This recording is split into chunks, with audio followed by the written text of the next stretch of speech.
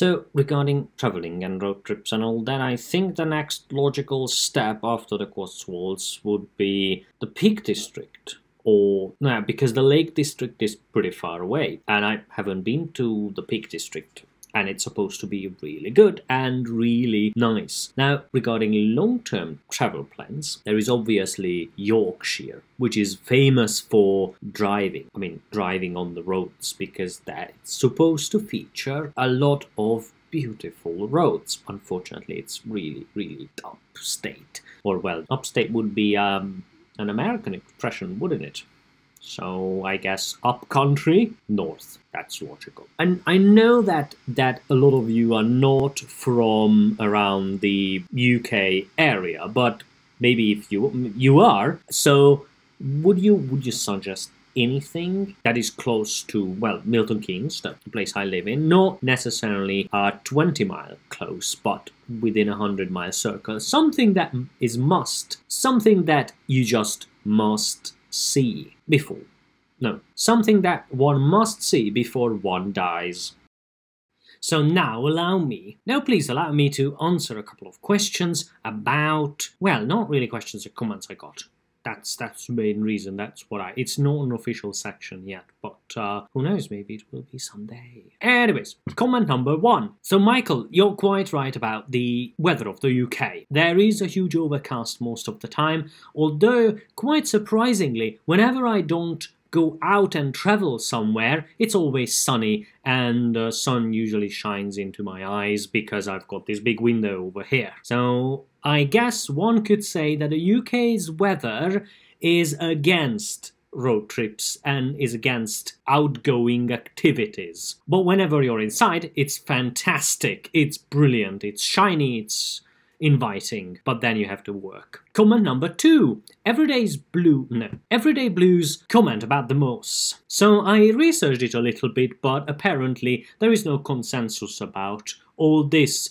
Frankly, it's just really expensive to remove moss from the roof, and people who have really old properties from the 1600s or 17 or 1800s, then they just like this ancient look, this kind of hobbit feeling it provides, or very similar to that.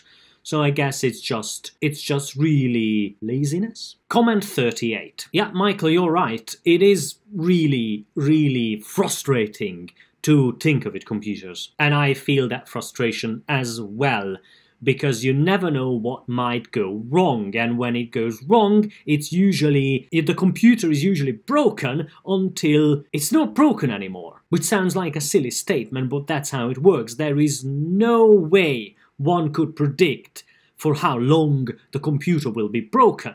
It might be 10 minutes, then people regard you as a magician for solving their seemingly unsolvable problem in about 10 minutes. Or it could be 5 decades, or something similar to that, where people start doubting your abilities, and even you start your own abilities of fixing computers. But then, again, the best feeling when it comes to fixing computers, writing code, writing software, or do anything related to IT, is that when you actually succeed, and that's the best feeling ever. Basically, you're God. Comment B.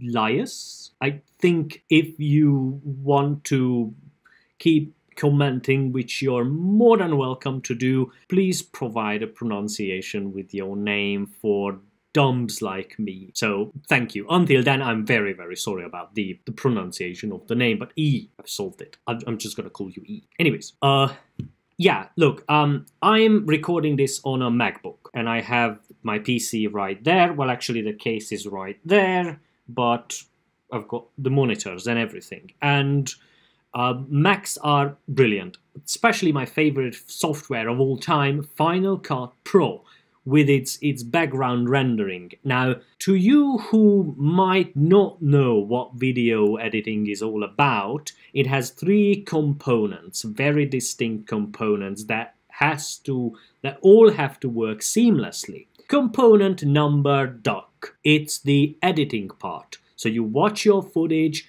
you tinker with the thing, your timeline, you put transitions there and effects and all that. It has to work properly. Now, for years, I was not able to do that real time because whenever I watched the footage, it was horrible. It required insane power from the system, and the performance was not there. Mind you, I used Sony Vegas, but even Adobe Premiere is not the kind of software that would require very little hardware to just produce a real time look at things.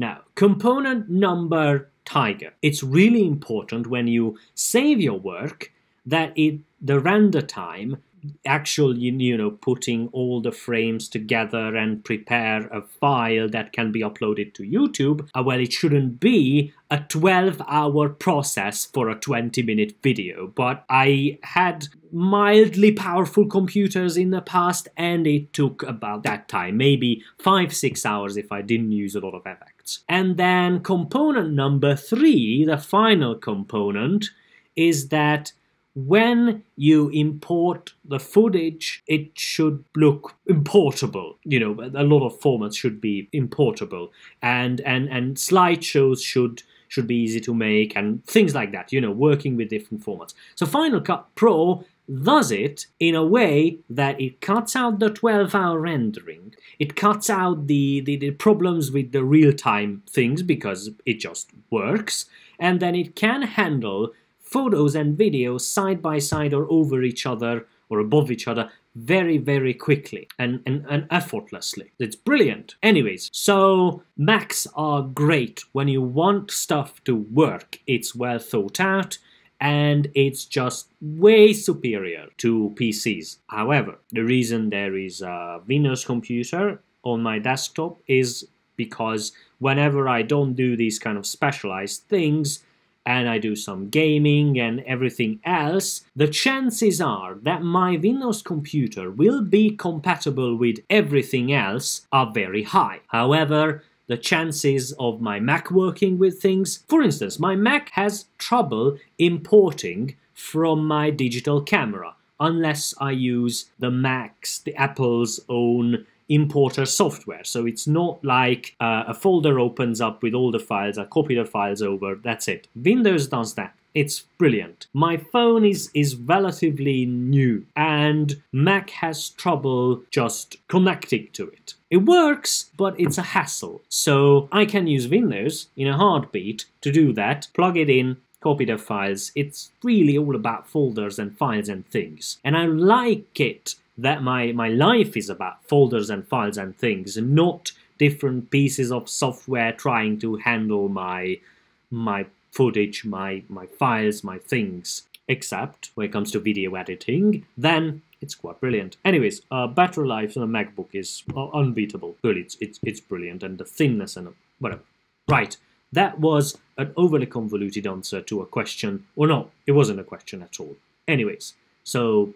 Right. Comment Easy25. Yeah, Charles, that's a big concern of Hungarians at the moment, that, would there be a Hungary later on down the line? And the truth is that it looks kind of bleak, but the problem is that it's not really bleak. It's fine. It's just not great. That's the real problem there.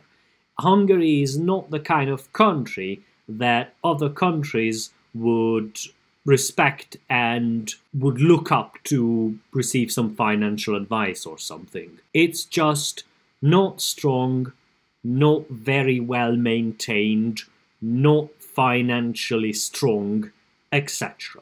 And as long as the nation, the people themselves, do not want these kind of things taken care of and believe that whoever is in charge is really some sort of scary, important person, and we should not vote against them, then Hungary will keep being this kind of runner-up category of a country. And it doesn't matter what people in Hungary think. The truth is that it's sort of like an almost F student. It's kind of like a D, or whatever the system we are. It's, it's just below the line, the bare minimum. And that's all about answering comments. So thank you very much for the comments. I do read them. Now I've proved it. Oh yeah, I'm very good at proving things.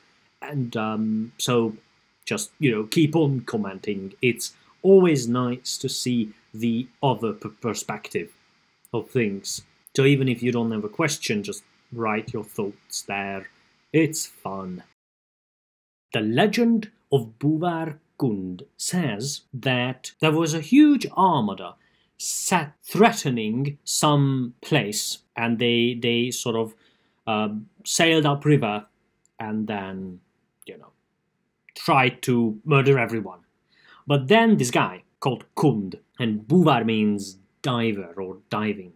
So this guy, he supposedly were very good at swimming, and he could hold his breath for a very long time. And basically what he did, while the ships were just sort of parked outside the fortress or town or whatever it was, he went on the water, swimmed up to the ships, and with a kind of drill thingy, like a manual drill, not one of these power drills with the battery we have nowadays. So he actually did a lot of work, and he actually sunk all the ships. So there you go. That's a Hungarian legend connected to diving for you. And I don't think that I should tell this to the people, the club I'm sort of in regarding diving, because they might not just take me along on their trips and stuff. People can be quite judgmental at times, who knows?